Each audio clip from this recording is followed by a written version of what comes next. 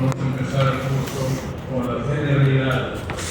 Decir generalidades entonces son aspectos generales que es casi para todo el sistema nervioso central. ¿No? Principios que tienen que regular todas las funciones del sistema nervioso central. Y ese principio fundamentalmente es lo que va a regir en todo el curso. La anatomía es bastante árida, pues la morfología, la sistematización es mucho más compleja, la nomenclatura para ustedes es nuevo, entonces todo eso necesita bastante concentración, atención y paciencia.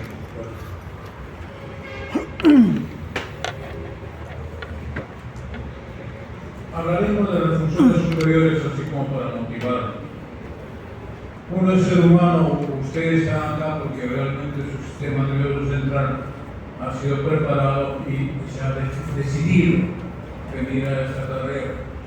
¿Qué cosas son las funciones superiores? Funciones superiores son las funciones que solamente tiene el ser humano. Los otros seres también tienen algún tipo de conexiones, comunicaciones entre ellos, pero no es un idioma, no es un lenguaje correcto. Ellos se entienden, pero nosotros no los entendemos.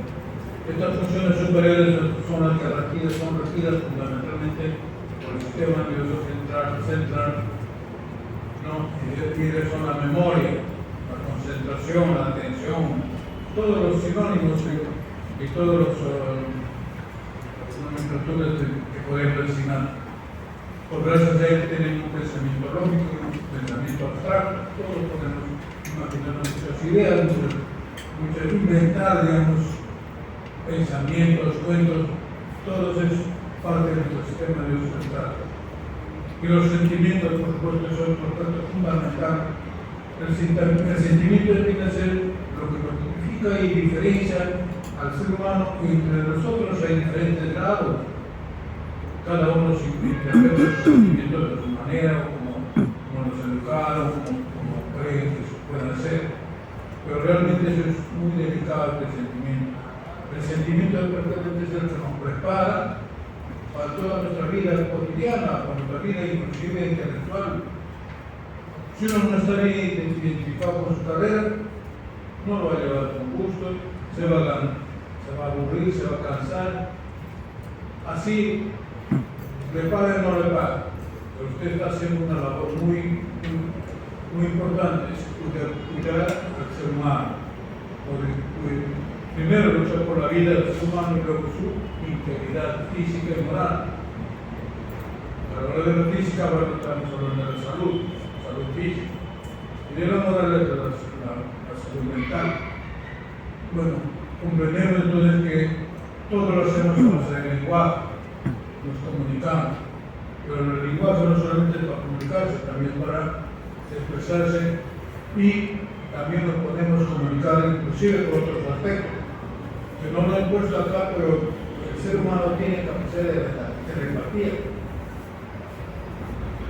las premoniciones, los presentimientos, bueno, la hipnosis, todos son aspectos que el ser humano los tiene, pero no lo practica.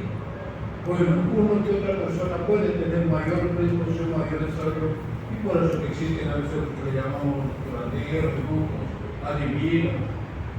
No es que no exista, no es que eso no es fantasía, no es real. El problema es que no son bien estudiados, no son bien conocidos, entonces quedan como si fuera paranormal. Bueno, estas son todas las funciones superiores, pero ¿cuáles son las otras funciones? La función de percepción. La percepción se considera como sensorial o sensitiva. La sensorialidad es un poquito más compleja, donde podríamos decir, tenemos por ejemplo lo que es la visión, gusto, olfato, equilibrio. Y la sensitiva, bueno, que todos conocemos de una otra manera, tanto presión, temperatura, dolor, reconocimiento corporal, la posición de nuestro cuerpo. Entonces uno generalmente conoce función motora, función sensitiva, función gustativa. Esto es como que recién ustedes empezar a conocer y empezar a desarrollar mejor. Y para eso entonces tenemos que conocer poco a poco todo cómo funciona nuestro sistema nervioso central. La función motora no solamente es hacer movimiento, se planifica, Eso es una programación motora y luego la ejecución.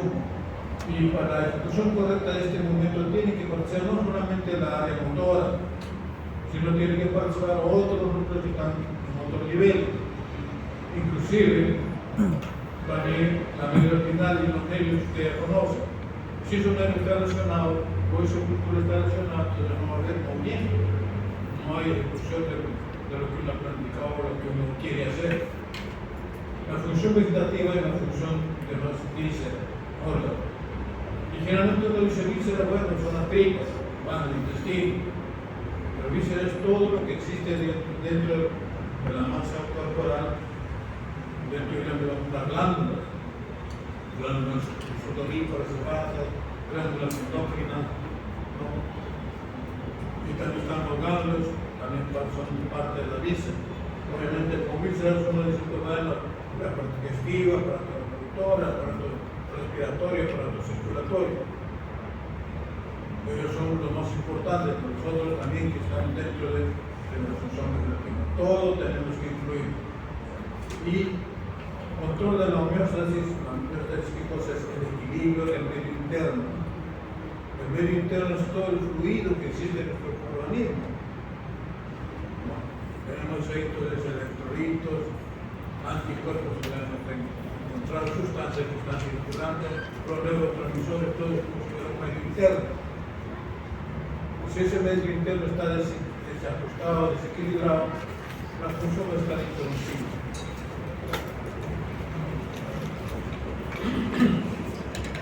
Resulta que este sistema neurocentral tiene como unidad estructural y funcional la célula, puramente celular. Acá no tenemos tejido conectivo, no hay tejido graso, no hay fascia, no hay ligamentos, ni menos músculos. Es puramente celular. Y ellas son las neuronas. La neurona es la unidad estructural y funcional. Pero la neurona tiene una diversidad de características. Esta célula es altamente diferenciada, es la que ha evolucionado mucho más que todas las otras células. Inclusive esta célula ya, digamos, ha perdido la capacidad de reproducción, que ya no se puede dividir. Cuando ella llegó a formarse como neurona, se quedó como neurona. Pero ella tiene otra capacidad, la capacidad de ser excitada. Y esa misma excitabilidad le hace que recibe información, procesa información, almacena. Cuando recibe almacena está la memoria. Y transmite, sea de la memoria, sea de la célula que recibió como ejecutora, transmite información a otra neurona. Y esa neurona a otra estructura, y esa estructura va a ser la ejecutora. Puede ser músculo, puede ser tendón, puede ser una estructura visceral, y así es como se produce todo el negocio, la función integral. Entonces, resumiendo esto, podríamos decir que la función motora vamos a tener que dividirlo en dos aspectos. Motora somática es lo que conocemos ya el cuerpo como su músculo. Y la motora visceral es que la víscera también tiene musculito. Posiblemente ya se enteraron que el globo ocular tiene músculos intrínsecos, que son chiquititos y casi no lo vemos. O si lo vemos con lupa o con microscopio. Entonces la víscera tiene su masa muscular, no es como la musculatura de nuestro cuerpo. Resulta que este sistema vegetativo entonces trabaja de la mano con el sistema nervioso simpático y parasimpático. Vamos a ver que esto tiene su propia estructura nerviosa. Y esa estructura nerviosa son neuronas que están asociadas entre ellos y ellos que están comunicando. También consideramos que hay la somática y la vegetativa, ¿no? También la vegetativa la llamamos visceral, ¿no? Entonces, para que no se confundan. Todo esto, entonces, el simpático y el parasimpático están relacionados. Entonces, comanda todas estas funciones de los órganos, aparatos, sistemas para la función integral del cuerpo humano, del ser humano. Resulta que estas vísceras tienen que trabajar en forma correcta y adecuada. ¿Para qué? Para retribuir al sistema nervioso central. ¿Y cómo retribuir? Proporcionándole buen oxígeno, buenos nutrientes, o sea, un buen nivel de glucosa, por decir. No solamente glucosa, una serie de sustancias, como son los neurotransmisores, todo eso. Entonces, el resto del cuerpo trabaja en función de ello. Trabajar para que vida y función aquí. Aquí enfatizamos entonces que la neurona tiene carece de la capacidad de inicio comunicación. Entonces, eso podríamos decir que las neuronas nunca van a conseguir un nuevo. Pero ustedes van a degenerar. Si se degenera, se muere. Así es. Se muere y se proporciona y se muere. Ya no existe. Y no hay otra neurona que lo reemplace. Obviamente, el reemplazo de otra neurona puede ser una neurona que estuvo latente esperando y esa neurona central, esa es la rehabilitación. Y cuando esa neurona se rehabilita, nunca va a sustituir completamente a la neurona. Entonces, la neurona, como ustedes posiblemente ya van conociendo, es una célula modificada, donde tiene un nucleolo está casi hipnótico. Quiere decir que el tuyo no se va a modificar ni se va a reproducir. Acá está el ARN, y ese ARN es el que induce para que la célula se multiplique o se divida. Entonces, como la neurona esta ya no funciona, tiene su núcleo. El núcleo entonces está hipnótico, ahí está el ARN. El ADN está en todas las células. Entonces, este núcleo está lleno de sustancias, que esas sustancias posiblemente están funcionando, porque son llenas de proteínas, hay sustancias que están acá. Y el soma viene a ser todo el resto de la neurona, que tiene todos los organelos que tiene una célula común. Tiene mitocondrias, tiene lisosoma, tiene el sistema reticular, tiene microtúbulos, y microfilamentos. Los filamentos fácilmente casi es propio de la neurona ya. Ella va teniendo esa capacidad, porque eso le sirve como, digamos, el transportador de la sustancia que ella va a utilizar para su conducción. Entonces, la neurona trabaja prácticamente recibiendo información, conduce su información de la dendrita al soma y de la soma al axón, que se llama conducción nerviosa. Y cuando pasa su informe a otra neurona, ya no se dice conducción, se dice transmisión. Y la transmisión se hace a través de una sinapsis. Entonces, esas ideas tienen que quedar bien claras. Entonces, aquí tenemos, por ejemplo, otra dendrita o otra neurona, puede ser su axón, puede ser su dendrita, está haciendo contacto con ellas, son donde se realizan los intercambios de información, o sea, la transmisión de la información, y eso se llama sinapsis. Más adelante vamos a hablar después de la sinapsis. Entonces, esta neurona, como la ven clásicamente, tiene un cuerpo bastante deformada, digamos. No tiene una forma clásica. Bueno, la forma clásica es que está multiradiada. Tiene un soma con varias prolongaciones. Las prolongaciones más pequeñas generalmente son las dendritas. La prolongación más larga se llama el axón. Entonces, el axón tiene la particularidad que casi puede tener también colateral, pero generalmente sus colaterales están casi al final. Esas ramificaciones de la axónica son las que van a hacer sus sinapsis con otra neurona. ¿Y por dónde entra la información a la neurona? Por la dendrita. Entonces, las dendritas vamos a ver que tienen ahí una serie de botones sinápticos o espinas le llaman, y esos son los que van a ser para la sinapsis. Pero resulta que a esta neurona podemos decir que tiene su porción troncal, la porción que está cerca al cuerpo, y la porción distal es la ramificada. Entonces, la neurona también tiene capacidad de recibir información directa. Entonces, se le puede acercar un axón, por decir, y le da la información. O se puede acercar otra dendrita de otra célula y se une, no es que se unen, se a la sinapsis y le deja información. ¿Qué hace la neurona? Hemos dicho que recibe información, genera estímulo, recibe estímulo, procesa estímulo, puede quedarse con un poco de ese estímulo como decimos, almacenado. Ahí está la memoria. Aquí tenemos una neurona, entonces mucho más, como digamos, que se ha disecado. Tenemos su núcleo y dentro del núcleo está el nucleolo. Este es el sistema, el aparato de Golgi. Estos son sistemas reticulares, estos son las mitocondrias y por ahí dentro están los ribosomas, ¿no? Acá están los mitotubos. Entonces, esta más gruesa viene a ser el axón. El axón tiene la particularidad de ser rodeado por una capita de mielina. Y la mielina, ¿qué le da? Le da la mayor capacidad para conducir.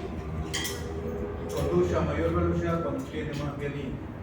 Y si no tiene mucha mielina, entonces su conducción literalmente va a ser un poquito más lenta. Entonces, la mielina no está con la dendrita. Hay células que tienen una dendrita mucho más larga que la axón. Entonces, una serie de variedad de células, de neuronas que lo vamos a ir conociendo ahora. Entonces, hablando sobre la neurona, esta tiene tamaño variado, desde 5 a 140 micras, ¿no? Entonces, tenemos pequeñas y tenemos grandes. Ahora, se puede clasificar las neuronas por la forma de su cuerpo. Por la forma de su cuerpo son estrelladas, esféricas, piramidales o fusiformes. Y puede haber intermedios, digamos, como que ni uno ni el otro no se identifica, pero siempre se le da, se clasifica más o menos por su morfología que se aproxima. Según las prolongaciones, a esta neurona lo voy a clasificar o lo voy a diferenciar en ser monopolares cuando tiene aparentemente una célula y una prolongación. Esa prolongación finalmente se tiene que dividir en dos. Esto sucede, por ejemplo, en el ganglio raquídeo, también el ganglio de Gasser, o sea, el quinto craneal, el ganglio geniculado del séptimo para la gustación, ¿no? Y los otros ganglios. Entonces, ojo, que la neurona no solamente está en el sistema nervioso central, tenemos neuronas en la periferia. Donde encuentran ganglios, ahí está la neurona. Pero tengo que decir, bueno, ganglio nervioso, ganglio raquídeo, ganglio por decir simpático, parasimpático. Porque si yo digo ganglio, simplemente ganglio realmente se refiere a los ganglios linfáticos. Las bipolares, entonces, diríamos que son células que están divididas en una zona dendrítica y una zona axónica, dos prolongaciones. Y esto sucede, por ejemplo, en la retina, también en el oído interno, en la mucosa olfatoria están las células bipolares. Y las multipolares son las que tienen varias radiaciones. Generalmente las múltiples radiaciones son de la dendrita. El axón casi siempre es único, uno. Pero este axón como que también tiene sus ramificaciones distales.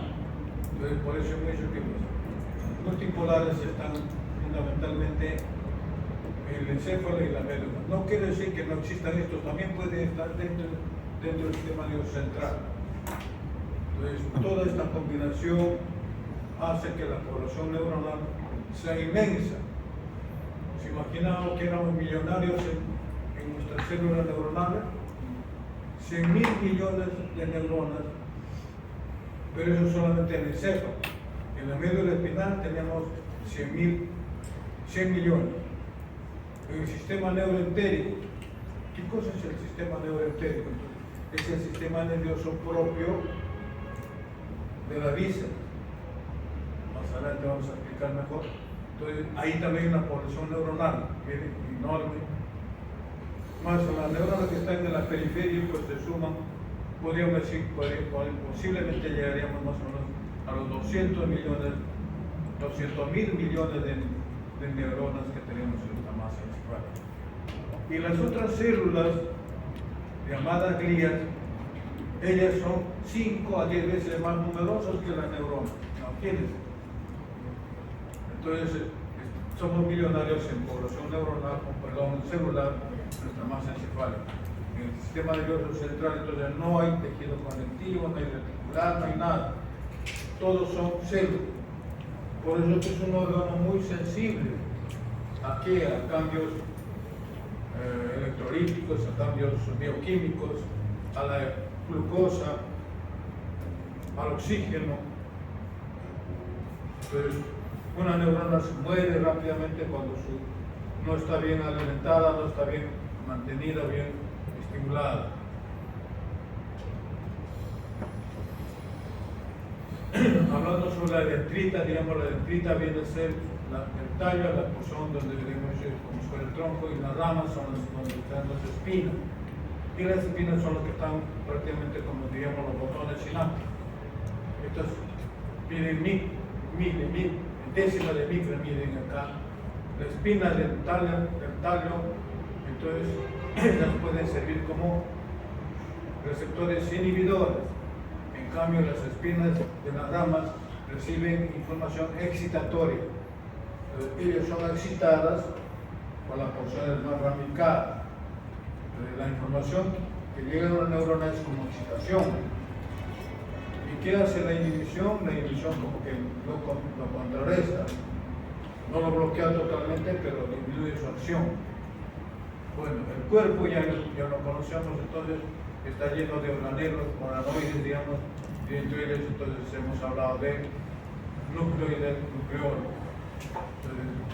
El ADN que existe en todo el soma neuronal es la que va a facilitar la síntesis proteica, y a través de la síntesis proteica se utiliza para formar neurotransmisores, formar sustancias estructurales, y también procesa la información, lo codifica y lo almacena codificada, lo almacena como memoria. El axón viene a ser entonces la prolongación única, el tamaño también variado, inclusive hay axones que llegan a tener 1 metro, imagínense. Pero ese axón no lo voy a ver, no se puede ver. Entonces, cuando hemos hablado del nervio ciático, por ejemplo, ¿qué cosa es un nervio? El nervio es el cúmulo de la prolongación de una célula, o sea, de una neurona. Y fundamentalmente, posiblemente son los axones. Y las que reciben información, por ejemplo, los nervios sensitivos, posiblemente son prolongaciones dendríticas, que tienen que llegar hasta la periferia a buscar la información, ¿no? Entonces, este axón, dijimos que estaba rodeado por la mielina. La mielina es una sustancia, es un fosfolípido que es producida por la oligodendroglía. Estas oligodendroglías son la glía, una glía especializada en producir mielina. ¿Para qué? Para darle facilidad a que ese axón sea muy ágil en su transmisión. Vamos a decir, en la conducción, digamos. La transmisión es cuando pasa la información a otra neurona. La conducción lo hace en su misma estructura, va llevando la información de su zona que recibió a la zona que va a hacer el cambio. Entonces, esa vaina de mielina tiene sus nódulos, que son los nódulos de Rabi, ¿no? Eso le permite entonces que la conducción sea saltatoria, más adelante vamos a esclarecer.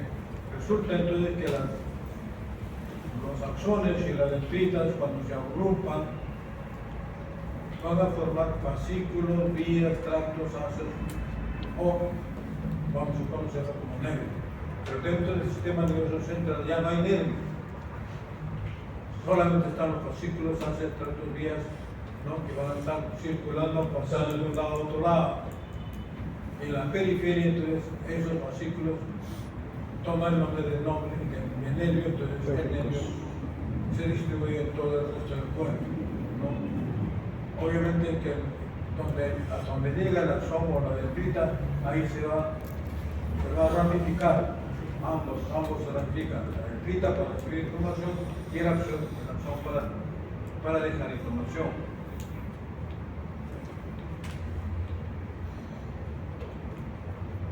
Aquí tenemos entonces, miren, las esféricas con una pseudo monopolar. Se dice pseudomonopolar porque sale una sola, pero después se divide.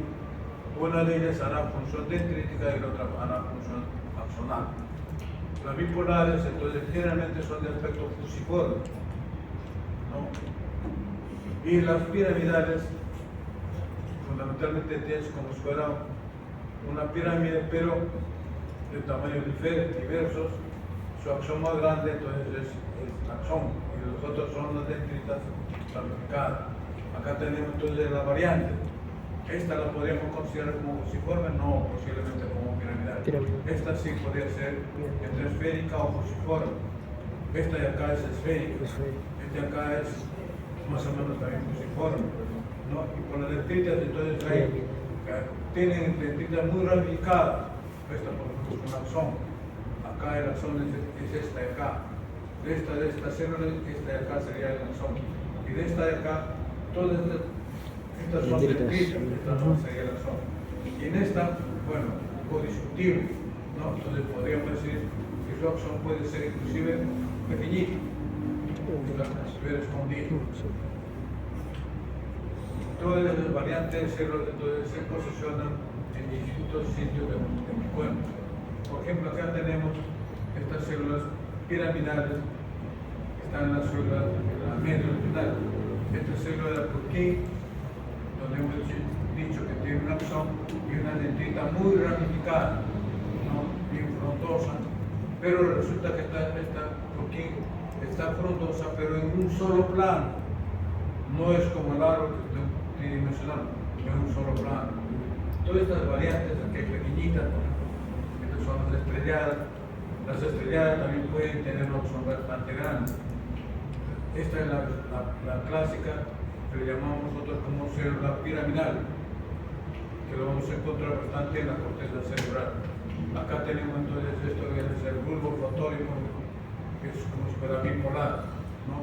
Estos son los conos y bastones de la retina. Entonces, estos son las células neuronales, y esta neuronal es bipolar, y esa se comunica con la ganglionera, y la ganglionera va a generar el nervio óptico, ¿no?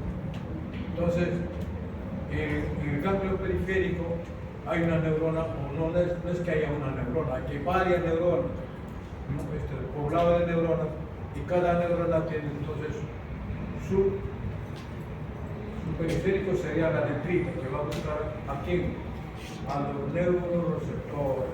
Entonces, los neuroreceptores son los verdaderos encargados de captar la información de la periférica.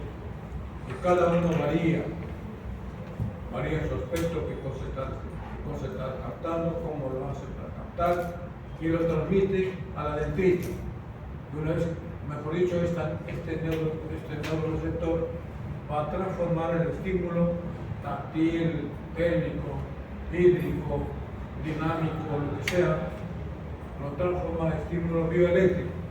O sea, ya utiliza el potencial de membrana.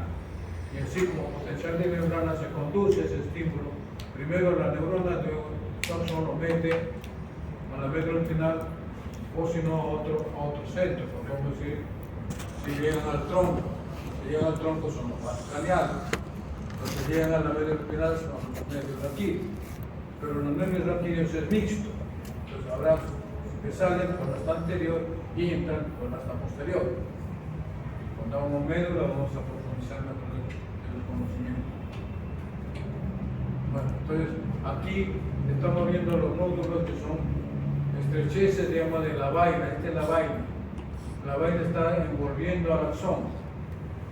Sustancia mielínica que es producida por estas células que se llaman las oligodendroglias.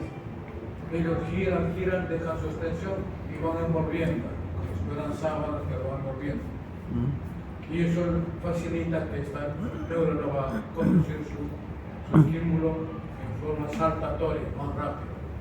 Bueno, aquí tenemos entonces las conexiones que más adelante vamos a hablar de cómo se produce la transmisión de la información, que es a través de la sinapsis.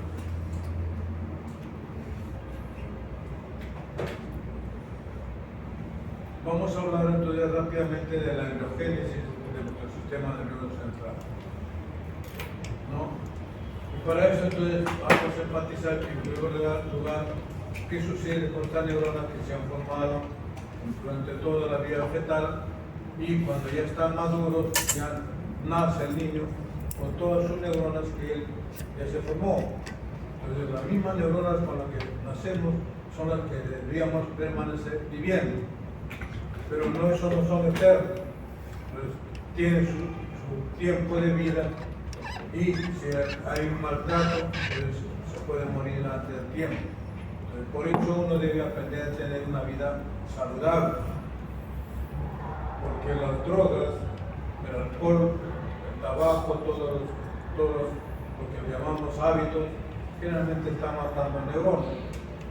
Bueno, entonces diríamos que a los 40 años ya empieza a ver decrecer la población neuronal.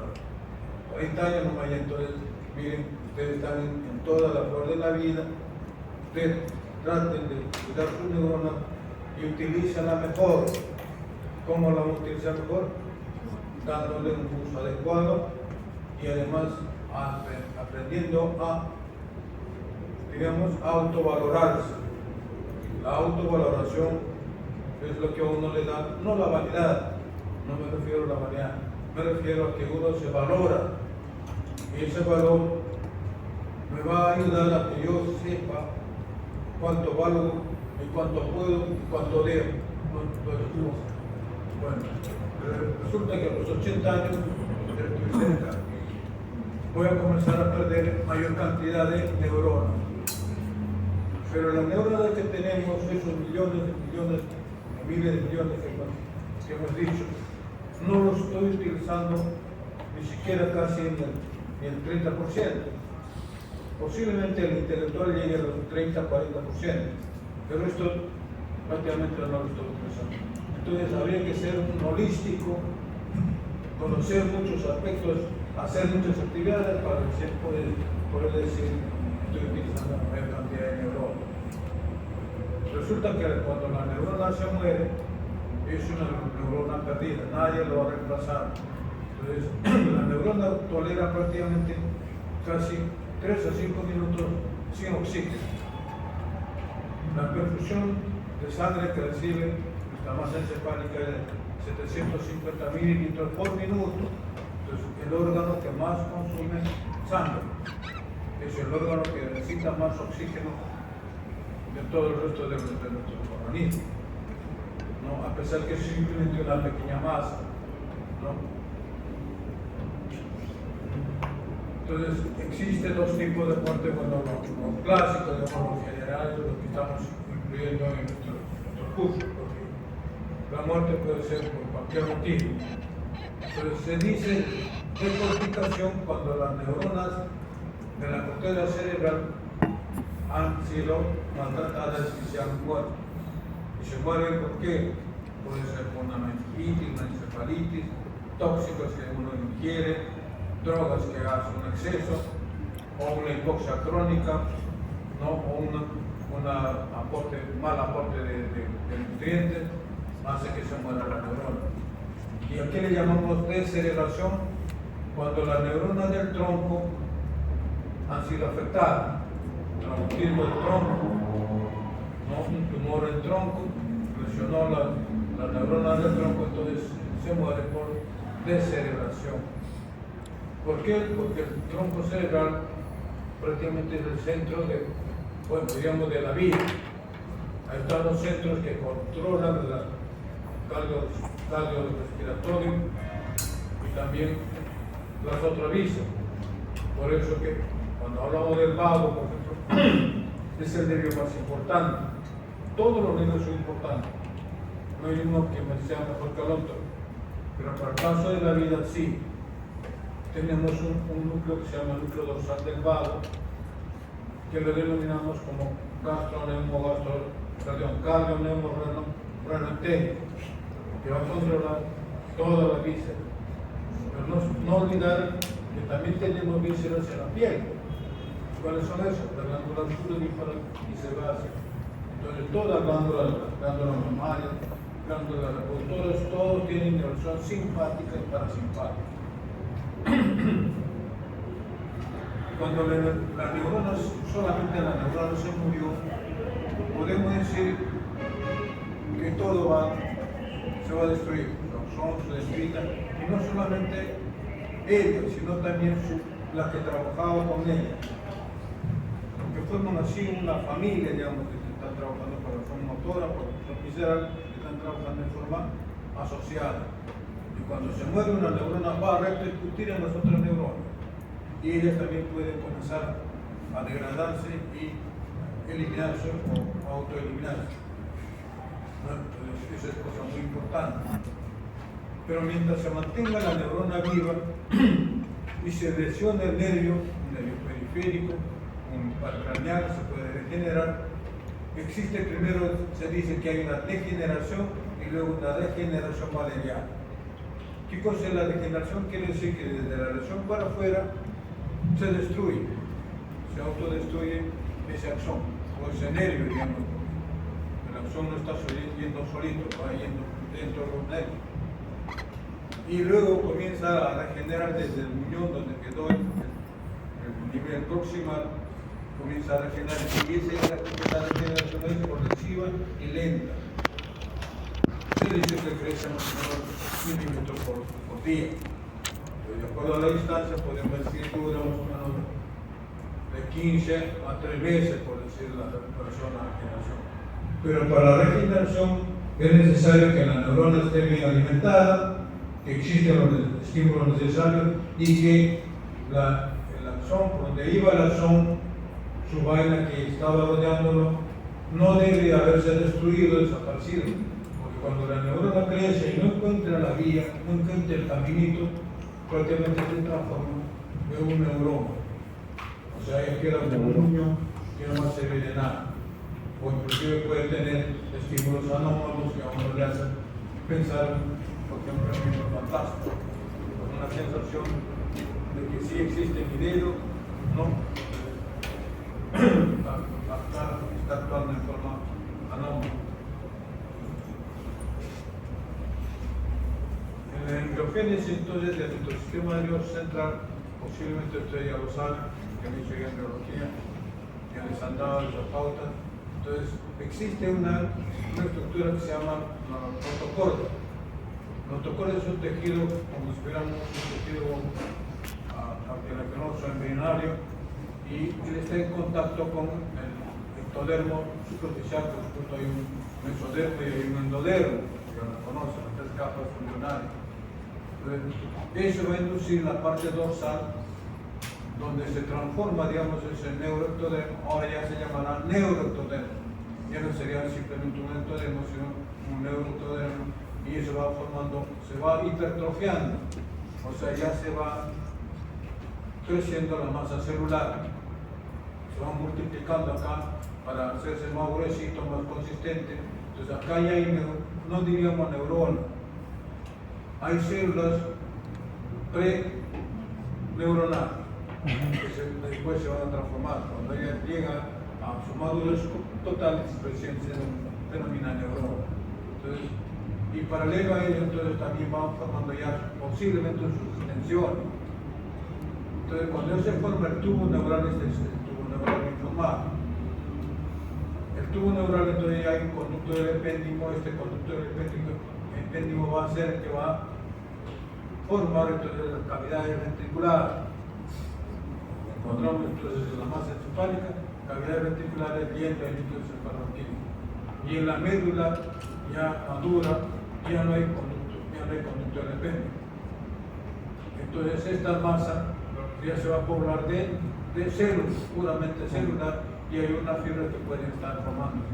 La parte del contacto del neuroectodermo con el ectodermo, a ella le llamamos cresta neural, y esa cresta neural es también parte del sistema nervioso central, pero se va a modificar en qué? En células que van a ser ganglionadas, o células que ser asociada con la función del sistema nervioso central, ¿no? Inclusive estas pueden formar ganglios somáticos, ganglios vegetativos, que van a proyectar aquí al mesodermo, donde vamos a encontrar la vista.